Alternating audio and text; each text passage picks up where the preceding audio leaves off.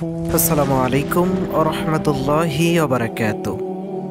সম্মানিত ভিউয়ার্স, আজকের ভিডিওতে আমরা এমন কিছু ঘটনা আলোচনা করতে যাচ্ছি যা ইসলামের শত্রুদের জন্য ছিল চরম পরিণতির। ইতিহাসে যারা আল্লাহ এবং রাসূলকে অবমাননা করেছে তাদের পরিণতি যে কত ভয়ানক ছিল তা শুধু আল্লাহই জানে। আজকে আমরা জানব কোরআনের শিক্ষা থেকে কিভাবে তাদের অমঙ্গল ছড়িয়ে পড়েছিল এবং সেই শিক্ষাগুলো আমাদের জন্য কি বার্তা নিয়ে এসেছে। কখনো কি ভেবেছেন ইসলাম বিরোধী যে সবাই দাঁড়িয়েছে তাদের শেষে কি হয়েছিল? আজকের এই ভিডিওতে আমরা জানব সেই ভয়ানক পরিণতি যারা নবী সাল্লাল্লাহু আলাইহি সাল্লামের বিরুদ্ধে দাঁড়িয়েছিল। আপনারা কি জানেন তাদের বিরুদ্ধে আল্লাহ কি প্রতিশোধ নিলেন? আজকের ভিডিওতে আমরা আল্লাহর শত্রুদের সম্পর্কে কথা বলবো। তারা নবী সাল্লাল্লাহু আলাইহি সাল্লামের বিরোধিতা করেছিল, তাদের আত্মবিশ্বাস ছিল, কিন্তু তাদের পরিণতি কি হয়েছিল? এই ভিডিওটি শুধুমাত্র একটি ইতিহাস নয়, এটি আমাদের জন্য এক বড় শিক্ষা, যেন আমরা কখনো আল্লাহ এবং তার রাসূলের বিরুদ্ধে দাঁড়িয়ে ভুল না করি। কোরআনে সরাসরি কোনো নারীর নাম উল্লেখ করে তাকে সবচেয়ে অভিশপ্ত নারী বলা হয়নি, তবে কিছু ব্যাখ্যা ও হাদিস ভিত্তিক ব্যাখ্যায় এক নারীকে বিশেষভাবে উল্লেখ করা হয়েছে যাকে অভিশাপ বলা হয়। তাহলে চলুন শুরু করা যাক। নবীর ঘরের লোক হয়েও শত্রু কেন হলো? একজন নবীর সবচেয়ে বড় সহযোগী হওয়া উচিত তার ঘরের লোকেরা, কিন্তু বাস্তবতা ছিল উল্টো। আবু লাহাব ছিলেন রাসূল সাল্লাল্লাহু আলাইহি সাল্লামের আপন চাচা, একই পরিবারে বড় হওয়া, একই কুরাইশ বংশ, এক শহর, একই সমাজ, তবুও সে হয়ে গেল ইসলামের অন্যতম বড় শত্রু। কেন? আসলে নবী হওয়ার পর মুহাম্মদ সাল্লাল্লাহু আলাইহি সাল্লাম সমাজে প্রচলিত সব অন্যায়, কুসংস্কার, বংশগর্ব, মূর্তি পূজা, অত্যাচারী ব্যবসা প্রথার বিরুদ্ধে কথা বলা শুরু করলেন। আর আবু লাহাব, সে ছিল এসবেরই একজন মুখ্য উপকারভোগী।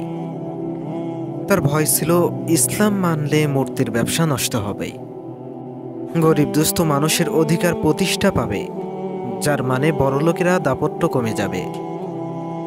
মুহাম্মদ নামক তরুণ যদি সমাজের নেতা হয়ে যায় তবে সে নিজে থাকবে কোথায়? এছাড়াও ব্যক্তিগত ঈর্ষা কাজ করেছিল। কেন সে নবী হলো, আমি কেন না? আমার ভাইয়ের ছেলে কিভাবে এত বড় হয়ে উঠল? এই ঈর্ষা, অহংকার আর দুনিয়াবি ভয় তাকে অন্ধ করে দিল। এক পর্যায়ে চাচা হয়ে চাচাতো ভাইয়ের দুশমন হয়ে গেল। তারা কেন মক্কার জনসাধারণকে প্রভাবিত করত আপনারা জানেন কি? যখন ইসলামের বার্তা ছড়িয়ে পড়তে শুরু করলো, মক্কার বহু মানুষ দাওয়াতে সাড়া দিতে লাগলো, তখন আবু লাহাব ও তার উম্মে লাহাব বুঝে গেল এই আলো যদি একবার চারিদিকে ছড়িয়ে পড়ে তবে তারা আর আগের মতো প্রভাবশালী থাকবে না। তারা যে কাজগুলো করত, হজের সময় বাইরে হাজিদের গিয়ে বলতো এই লোকটা জাদুকর, দূরে থাকো। মক্কার গলিতে নবী সাল্লাল্লাহু আলাইহি সাল্লামের পেছনে পেছনে যে বলতো কথাগুলো শোনো না, সে তোমাদের ঘর ভেঙে দেবে। মুসলমানদের নিয়ে ঠাট্টা করত, কষ্ট দিত, বয়কট করত। তাদের মূল উদ্দেশ্য মানুষ যেন ইসলামের বার্তা বুঝতে না পারে, কারণ তারা জানতো এই বার্তা যদি কারোর অন্তরে ঢুকে যায় তবে মিথ্যা আর জুলুম টিকবে না। তাই তারা যতটা সম্ভব অপপ্রচার চালিয়ে মানুষের চোখে ধোঁকা দিতে চেয়েছিল। আপনারা কি ভেবে দেখেছেন রাসূলের কন্যাদের তালাক দেওয়ার পেছনে কারণ কি? আবু লাহাবের দুই ছেলে উতবা এবং উতাইবা বিয়ে করেছিল নবীজির কন্যা রুকাইয়া এবং উম্মে কুলসুমকে। বিয়েটা হয়েছিল নবুয়তের আগে, কিন্তু যখন নবী সাল্লাল্লাহু আলাইহি সাল্লাম ইসলাম প্রচার শুরু করলেন তখন আবু লাহাব আর তার স্ত্রী এটাকে পারিবারিক অপমান হিসেবে নেয়।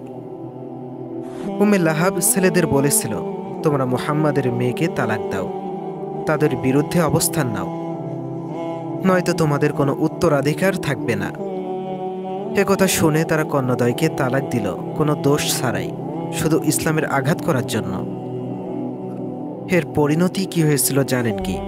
নবীজির বদদোয়ায় উতাইবা এক সফরে সিংহর দ্বারা খেয়ে ফেলা হয়। অর্থাৎ একদিন সে সফরে যায়, সফরে যাওয়া অবস্থায় এক সিংহ তাকে খেয়ে ফেলে। উম্মে লাহাব কন্যাদের তালাক দিতে পেরে খুশি হলেও তার গলায় একসময় সেই শান্তির দড়ি পড়ল এই ঘটনা দেখায় পারিবারিক সম্পর্ক ঈমান ছাড়াই মূল্যহীন, আর অন্যায় করলে তার ফল আল্লাহ ঠিকই দেন। সূরা লাহাব কেন সরাসরি তাদের বিরুদ্ধে নাজিল হলো? আল কোরআনে একমাত্র একটি সূরা আছে যেখানে একজন জীবিত মানুষের নাম নিয়ে ধ্বংসের ঘোষণা দেয়া হয়েছে, সূরা লাহাব। কেন আল্লাহ তাআলা এমন করলেন? কারণ আবু লাহাব ছিল সবচেয়ে প্রকাশ্য এবং নিকৃষ্ট শত্রু। সে কেবল অস্বীকার করত না, বরং দাওয়াতকে ক্ষতি করার চেষ্টা করত। সে এমন শত্রু যে কখনো হেদায়েতের পথে আসবে না, এটা আল্লাহ জানতেন। এই সূরা ছিল ইসলাম এবং কোরআনের সত্যতার প্রমাণ। কিভাবে? আবু লাহাব যদি মুখে বলতো আমি মুসলমান হয়েছি, তাহলে আয়াত ভুল প্রমাণিত হতো। কিন্তু 10 বছর সময় পেয়েও সে এটা বলেনি। এটাই কোরআনের মিরাকল। কেন তারা এত অপমানজনক মৃত্যু পেল? আবু লাহাব মারা যায় এক চর্মরোগে, যার কারণে তার শরীর থেকে দুর্গন্ধ ছড়াতো। কেউ কাছে যেত না তার।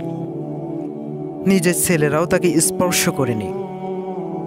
3 দিন তার লাশ পড়ে থাকলো। শেষ পর্যন্ত ভাড়া করা কিছু লোক গর্তে ফেলে পাথর চাপা দিল তাকে। উম্মে লাহাবের শাস্তি কোরআনে বলা হয়েছে, তার গলায় থাকবে মজবুত দড়ি, যেটা দিয়ে আগুনে টেনে নেওয়া হবে তাকে। এমন মৃত্যু কেন? কারণ তারা যে জীবন বেছে নিয়েছিল তা ছিল অহংকারে পূর্ণ। তারা অন্যায় করত গোপনে নয়, বরং গর্ব করে। নবীজি সাল্লাল্লাহু আলাইহি সাল্লামকে কষ্ট দিতে তাদের বিবেকে বাধা দেয়নি। আল্লাহ সুবহানাল্লাহু তাআলা প্রতিশোধ নেন না, তিনি ন্যায় বিচার করেন। এই অপমানজনক মৃত্যু ছিল তাদের অন্যায়ের প্রাপ্য।